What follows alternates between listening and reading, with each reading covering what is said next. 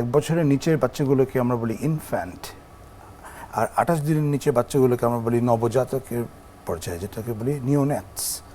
আর 5 বছরের উপর থেকে 18 বছর পর্যন্ত অ্যাকচুয়ালি পিডিয়াট্রিশিয়ানরা আমরা তাদেরকে দেখে থাকি। কি কি ধরনের কমন শিশুরোগ সমস্যা এখন পর্যন্ত আপনারা পেয়েছেন?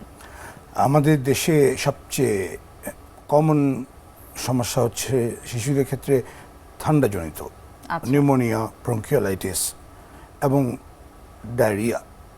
এই তিনটা হচ্ছে সবচেয়ে কমনেস্ট প্রবলেম যেটা আমরা প্রতিদিনই ফেস করি। নিউমোনিয়া আন্ডার 5 বছরের নিচে এটা মৃত্যুঘাতী রোগ, ডেফিনেটলি এটাকে অত্যন্ত গুরুত্বের সাথে বিবেচনা করা উচিত।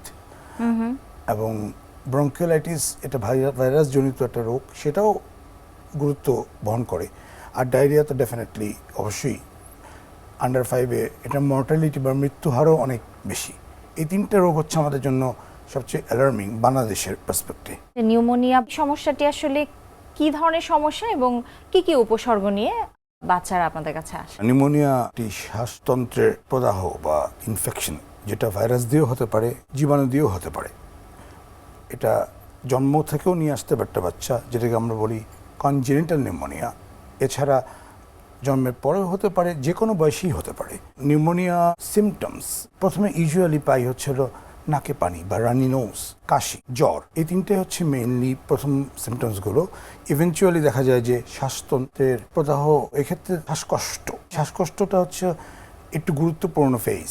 এটাকে যখন পেয়ে যায় তখন বুঝতে হবে যে বাচ্চাটা গুরুতরভাবে অসুস্থ হয়ে গিয়েছে। নিউমোনিয়া সমস্যাটি উপসর্গ নিয়ে কখন আসলে বাসায় চিকিৎসা নেওয়া যাবে এবং কোন অবস্থায় অবশ্যই হাসপাতালে আসতে হবে? একটা বাচ্চার যদি শ্বাসকষ্ট থাকে, তাকে কোনোভাবেই তাকে বাড়িতে রাখা যাবে না। আচ্ছা। তার যদি খাবার খাওয়ার পরিমাণ কমে যায়, রিলাক্টেন্ট টু ফিট, যে বয়সী হোক না কেন, সে খেতে পারছে না, শ্বাসকষ্ট আছে এবং জ্বর, এই তিনটা ক্ষেত্রে তাকে অবশ্যই একজন ডক্টরের পরামর্শ নিতে হবে। কি ধরনের চিকিৎসা পদ্ধতি রয়েছে নিউমোনিয়ার জন্য? নিউমোনিয়ার চিকিৎসা পদ্ধতি, আমরা খুব সিভিয়ার ইলনেসের ক্ষেত্রে ডেফিনেটলি তাকে হাসপাতালে ভর্তি করে চিকিৎসা দিতে হবে।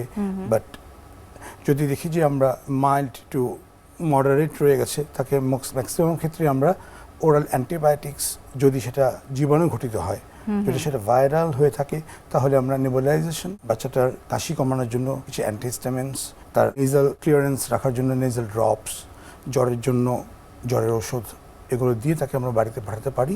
এবং তাকে বলে দিতে হবে যদি তার সিমটমসের উন্নতি না আসে, তাকে অবশ্যই যেন সে ডক্টরের শরণাপন্ন হয়।